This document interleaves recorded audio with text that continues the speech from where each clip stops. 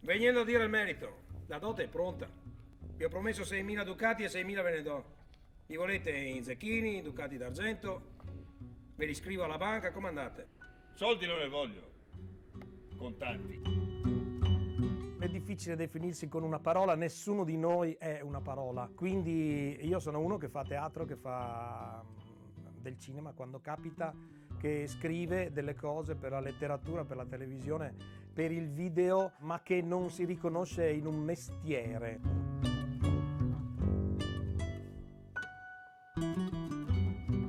Non mi ricordo il mio primo ruolo, anche se come professionista, diciamo così, ho esordito con la commedia dell'arte, quindi facendo tutti i ruoli. Io ho cominciato a studiare e a fare commedia dell'arte quando facevo l'università a Bologna e credo di averlo fatto fondamentalmente perché sono di origini venete. Diciamo la mia matrice culturale è veneta e se tu vai al Cavallino d'estate, se tu vai a Chioggia d'estate, ancora oggi puoi vedere compagnie che vengono definite amatoriali, le quali rappresentano la commedia dell'arte, rappresentano Goldoni, rappresentano Gozzi e sono bravissimi a farlo perché hanno la lingua madre. Io credo che nella vita recitiamo sempre, non credo di portare nella vita le mie maschere del teatro, credo però di portare molto nel teatro le mie maschere della vita.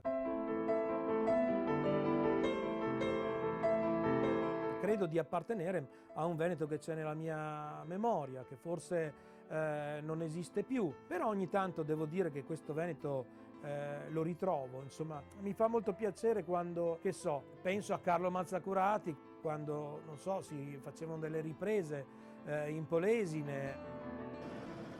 Certo che una volta qua era tutta campagna, eh? Franco, qua è ancora tutta campagna. Te sei accorto anche tu, eh? Non è cambiato niente.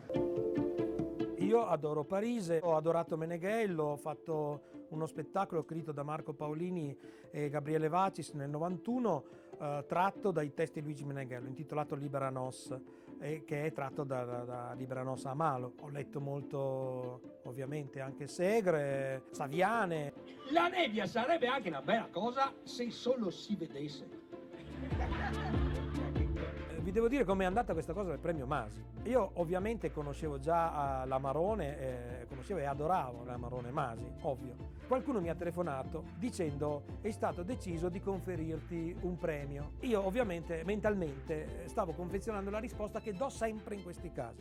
Io non credo nei premi, non fanno altro che portare avanti l'idea di competitività che è l'idea che secondo me porta alla guerra. Quando poi è spuntato che si trattava del premio Masi, io sapevo bene che il premio Masi consiste anche in un certo quantitativo di bottiglie di Amarone e ho chiesto quando era la data e dove era il posto.